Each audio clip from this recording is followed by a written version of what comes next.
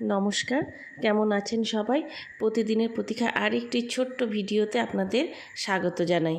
কদিন আগেই রথযাত্রা গেল, তাই রথযাত্রা উপলক্ষে আমার এটা ছোট্ট একটু ভিডিও আপনাদের সঙ্গে শেয়ার করছি। আমাদের এখানে যে রথ হয়েছিল তারই একটা ছোট্ট ভিডিও আমি আপনাদেরকে দেখাচ্ছি।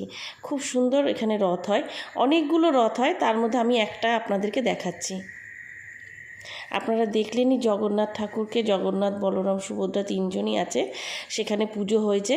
আর এই যে এখানে দেখুন ভোগ বিতরণ হয়, প্রচুর লোক এখান থেকে ভোগ নিয়ে খিচুড়ি ভোগ দেওয়া হচ্ছে, ভোগ গ্রহণ করে।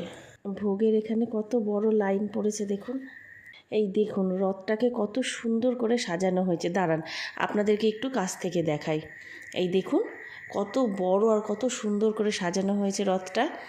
এখন এই যে রথে জগন্নাথ, বলরাম, সুভদ্রা তিনজনকে বসিয়ে রথ নিয়ে এখন আবার ফেরা হচ্ছে। আজকে উল্টো রথ, আমি যে ভিডিওটা শেয়ার করছি সেটা হচ্ছে উল্টো রথেরই ভিডিও।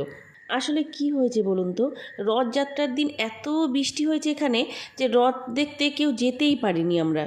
সবাই বাড়িতে ছিল, অনেক লোক, বহু লোক সেদিন রথ দেখতে যেতে পারেনি, তাই উল্টো রথেই বেশি ভিড়।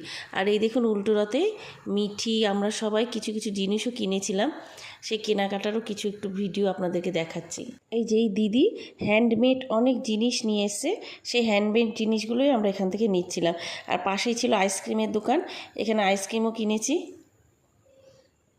আর এই দেখুন মেলাটা, পুরোটা দেখাতে পারছি না, এত ভিড় ছিল, তাই আমি অল্প একটু দেখাচ্ছি আপনাদেরকে।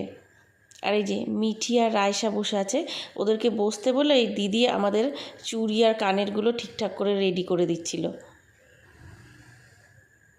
এই দেখুন কত সুন্দর সুন্দর জিনিস। আর এই যে রথ দেখবো অথচ জিলাপি খাবো না, এটা কি হয়? তাই জিলাপির দোকানটা আপনাদেরকে দেখাচ্ছি। দেখুন গরম গরম জিলাপি ভাজছে। এই দোকান থেকে মেয়েদের জন্য আমি জিলেপি, গজা নিয়েছি। আর আরেকটা দোকান থেকে আমার মেয়েরা আইসক্রিম নিল, সে আইসক্রিম নিয়ে আমরা তিনজনে বাড়ি গেছি। আর হ্যান্ডমেড জিনিসগুলো তো আছেই। মেলা থেকে বাড়ি ফেরার সময় এই দেখুন এখানে না ঠাকুর, জগন্নাথ ঠাকুরের অনেক রকম মূর্তি বিক্রি হচ্ছে।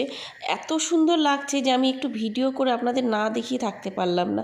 দেখুন কত সুন্দর সুন্দর ঠাকুর সব সাজানো রয়েছে, আর কি অপূর্ব সুন্দর লাগছে। দেখুন ঠাকুরের তো একটা মহিমা আছে, তাই এত সুন্দর লাগছে।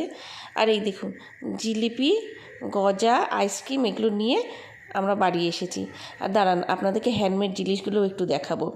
আপনাদের যদি আমার এই ভিডিওটা পছন্দ হয়ে থাকে অবশ্যই লাইক, কমেন্ট আর শেয়ার করে আমার পাশে থাকবেন।